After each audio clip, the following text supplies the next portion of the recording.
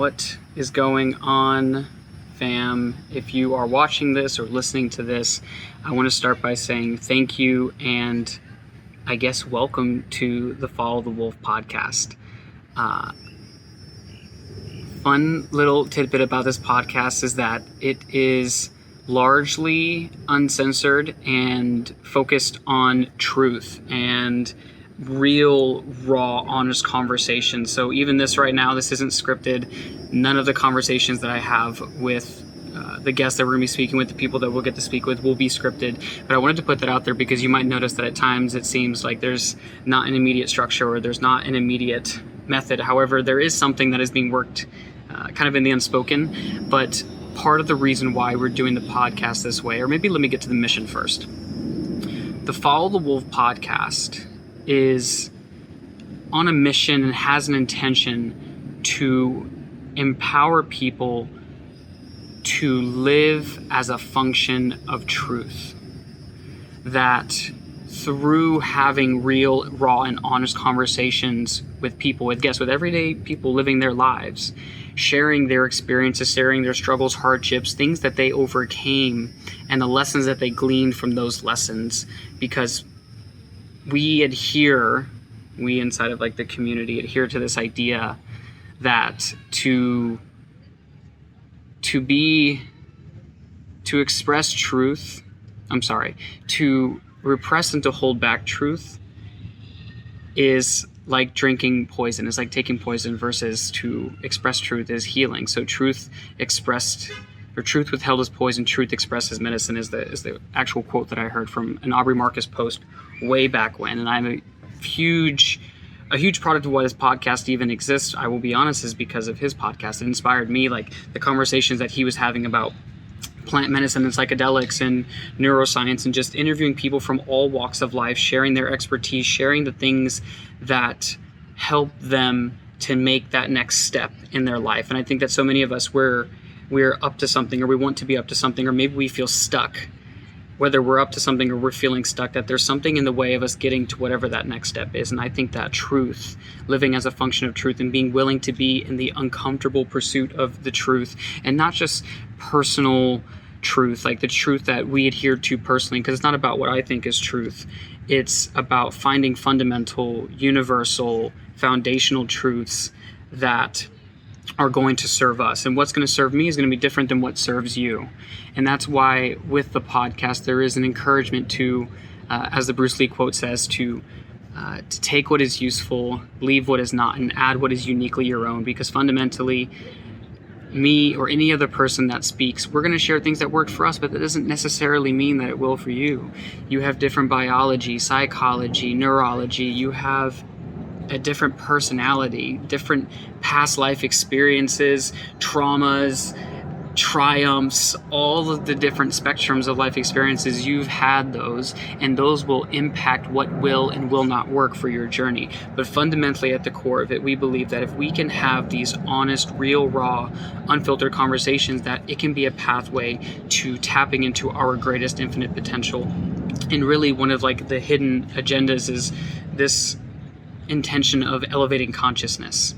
Whatever your belief system, your path is, I don't personally think that any one of them are necessarily right or wrong. I think it again comes down to what is going to most serve you in your path. And as some people say, might not agree with that because of their devoutness to their religion or philosophy, which is totally fine. I honor and respect that. That's one of my truths, is that your truth is important.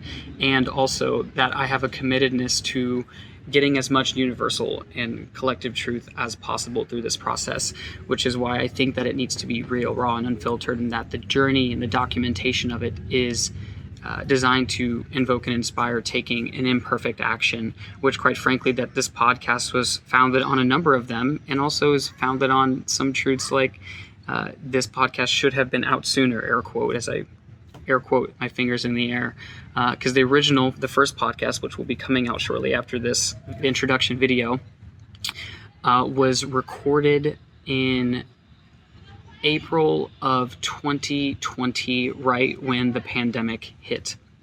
And the first conversation was right at the brink of it, like what was going on and the different things that we were learning and gleaning from that. And although we're almost a year later, I think that the information And all of the podcasts recorded after that one and all those after that are still relevant, because what we are experiencing collectively is, I call it what you'd like. I would say it's a waking up. And whether you put it in a consciousness context or whether you just put it in a sense of like snapping out of the hypnosis of the mundane day-to-day routine things that we do in and out, just kind of getting through life. And COVID, the pandemic, and everything that came as a byproduct, and even just in general afterwards, it shook people. I think it shook people like you would, like if you had shaken a baby, which don't do. It's terrible. Don't shake babies, people. But if you had shaken a baby and it woke up real abruptly, or even a human, just in general, if you shook somebody while they're sleeping, they wake up real abruptly. It's like that. Like something was thrown into your comfy plan, this idea that you had of how your life was going to go, how it was going to be, and all the structure that you had set up, all of a sudden you tossed it out the window, because many of us were left without jobs. Many of us maybe lost our places to live. We lost the roof over our heads. We lost the food on our table. Fill in the blank. Like, we all know what came as a product of that. I will say from personal experience that COVID was an awakening, that everything that you thought was so certain is not actually as certain as you'd think. And that the thing that was ripped away from us, connectedness, community, our people, was the thing that we needed the most. And as we start to dive deeper, to dig deeper and get to, what's that word? Rock bottom? No. Ground break? There's a word, but getting to it's a Minecraft term is actually where it's coming from for me, if anyone's ever played Minecraft. But the very, very bottom, if you dig, you get, someone's going to be like, oh, I know what that is. If there was like a way to comment, you could totally comment, but I don't have that right now. So, getting to the very, by the way, I'm out in a park right now. You might hear some screaming, some yelling. I was just trying to make sure that this got done, because no more excuses, just action. So getting to the bottom, getting to the base, getting the foundation.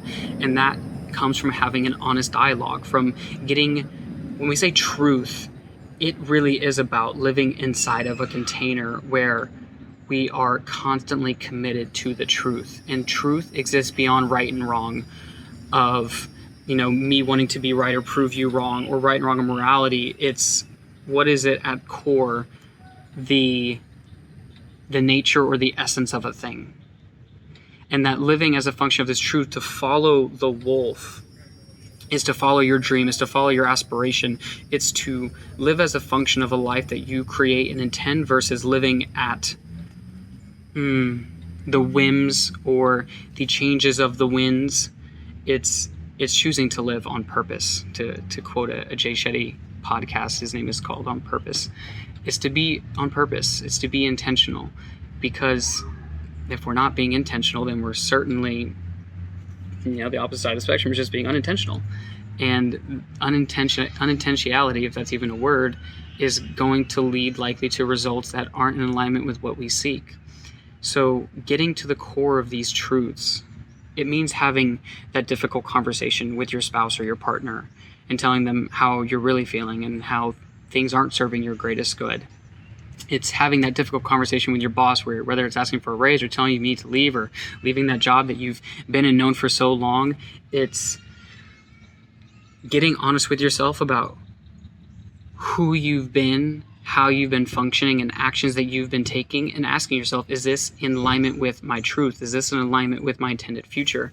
So for anyone who knows me on a personal level, you would know that my name from the time I was born was Jared Castillo. That was the birth name I was given by my parents. And without getting into my entire life story, around the time when I was graduating college, I went to a business and entrepreneurship event called Stand Out and Thrive, which was hosted by a friend named Mon Khan, currently some of my closest colleagues, peers. I do work with them, and also just like family. And it was at that event where I realized, Stand Out and Thrive, they had us focusing on, what is your stand? What is the impact that you want to make in the world, the people that you want to serve? Realizing that one can make an impact and make an income. Like, there was this whole melding and molding and meshing together of the possibility of creating a life that worked for you and didn't require you to go out of your way to make it happen. And it was then when I realized that the event that took place 3 months before I graduated was this calling card to choose what it was that I was going to stand for. And although at that time, and this was in when did I graduate? It seems so funny to say that. 2018. I graduated in 2018, and 3 months before I graduated, I went to this event. I realized that I wasn't living the life of my own creation because I was about to graduate college with a degree that I was getting because I was told by my parents, by society, by everyone around me that you go to school, you get good grades, and you get a good job. You do that, and maybe you have some kids, a dog, white picket fence, and maybe one day you retire. And I think that most people would agree with me when I say that that is a reality or a model that was created a very long time ago, much like our education system, which, if I'm being frank, is outdated as fuck. It's like riding around in a horse and carriage when people are driving electric cars and cars are driving themselves. We're using dated ass models for a modern ass living. By the way, I curse and I haven't really gotten into that now, but the podcast, I'm going to talk more about what's inside of it, but there will be cursing. So if that is something that bothers you, then maybe, make a choice before you listen, or just brace yourself. It's not really a big deal. I'm not like nasty and like, it doesn't matter how I am, honestly. But the point is that there will be cursing, so your choice. But what I'm getting at is I went through all those steps and I realized that I wasn't living as a product of my truth. That when I walked across the stage at my graduation, it was probably one of my parents' proudest moments in their life. To see their son, I was the first person in my family to graduate with a college degree, to see me walk across. And I remember holding the piece of paper and feeling like this was an empty accomplishment. That the 4 years of degree itself, my bachelor's, feeling like it was in so many regards at that time a waste of time, waste of money, and it certainly didn't qualify the unprecedented level of depression and anxiety that I incurred during that process. Now, there's a number of reasons for that, and likely that story will be discussed inside of the podcast. I'm sure it has probably already. I don't remember. But the journey of my college experience was not enjoyable. It wasn't like college is the best years of your life. College was, at that time, the worst years of my life. And I was chronically depressed, anxious, had a lot of awful things that happened in terms of like loss of friends, like friends literally like lost their lives, took their lives. I was on the verge of being one of those people and being one of those statistics. I was working ungodly hours, schooling ungodly hours, and had very little time for myself and what I was up to. There was no thought or energy behind, well, what do I want my life to look like 10 years, 20 years, 30 years? Not that I had to have every major detail laid out, but that I had some sense of where I was going. So for this 22-year-old graduating college to feel like they were no closer to having that figured out, that was a tough place to be for me. And this event woke me up. You notice that there's a common trend here, COVID and everything else. It woke me up to the idea and possibility that there was a way that I could live as a function of my truth. More and more details, more and more life. I was inside of the aftermath of Stand Out and Thrive. So Red Elephant is the company, and I stayed inside one of their programs. And when I was inside of that program developing the business and the stand, this concept of the wolf came about. And I had always been a massive lover of the wolf as not only the animal itself, but also a symbol, because to me, wolf was both a pack animal and also a lone wolf, that sometimes it did its thing on its own, and sometimes it worked as a pack towards a common goal. In that I felt that both of those pieces are necessary as humans. Sometimes we have to go and do our inner work so we can externally be better. And that's part of, again, that truth, getting the core of who we are inside and realizing the ultimate truth. And I think that's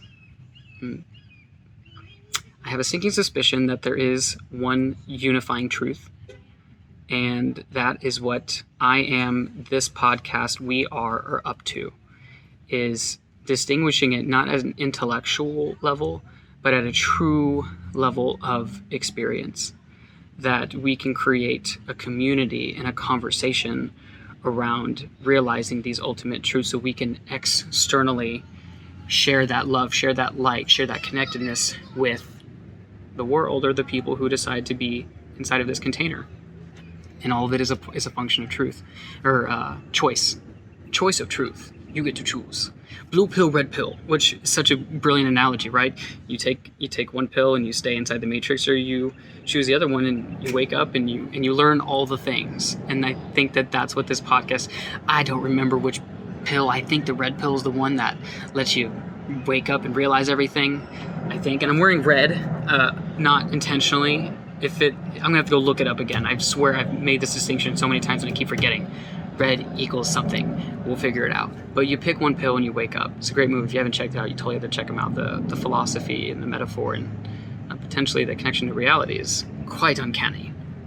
So for me, the wolf, coming back to the wolf, I love the concept. I love the metaphor. And then it just only added that one day I was talking to my dad and I was talking about the idea of changing my name to Wolf and all these things, and he asked me why Wolf, and I explained the whole idea and the metaphor, and he said that it's like a double added bonus that Wolf spelled backwards is flow, which when he told that, I crapped my shorts. I had to go change my shorts. It was like a whole mess. I had to come back and I never saw those underwear ever again. But that's not the point. The point is that there was like this perfect synchronicity because I totally adhere to this concept of flow, and it's actually one of the main spots of research that I spend a lot of time in now is the quantified neuroscience, neuropsychological, physiological components of flow. How do we tap into flow to tap into the impossible, as Stephen Kotler would say? How do we tap into our infinite potential?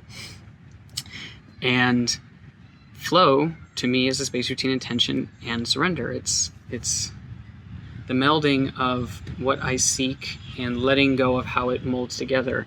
And it's also a brilliant metaphor for life when we think about water. As Bruce Lee pointed out, be like water, be formless, be shapeless. Put water into a cup, it becomes a cup. Put water into a bowl, it becomes a bowl. Put it into a teapot, it becomes a teapot. It can flow, it can crash, be water. This metaphor for life became a calling card to be malleable, to be open to change, just like, again, COVID. You had to be like water, because if you tried to latch onto your thinking like, oh, it's going to go back to normal, the new, air quote, normal will never be the same. So, bringing this all back, I changed my name to Wolf, and Follow the Wolf was created as a function of this commitment that to follow the wolf is a metaphor and an homage to following the truth, your truth, to being committed to doing whatever it takes to live full out inside of a conversation that inspires you, that invokes great confidence and great presence in all that you do. And when we say or encourage someone to follow the wolf, it has absolutely nothing to do with me or this persona translating to mask. It has everything to do with what do you want out of your life and what are you doing to make sure that that happens. So if you are checking this out, I always would recommend listening to this before the subsequent ones, because I think it creates context and it creates a container. Why I think this podcast is going to be, well, I just think it's going to be fun because I love to talk. I can talk forever. If somebody is willing to listen to me, I'm willing to talk. Of course, I also love to listen because I love to learn. But this boy, that mouth just be talking. It will keep talking and talking and talking. So, some of the things to look forward to inside of this podcast.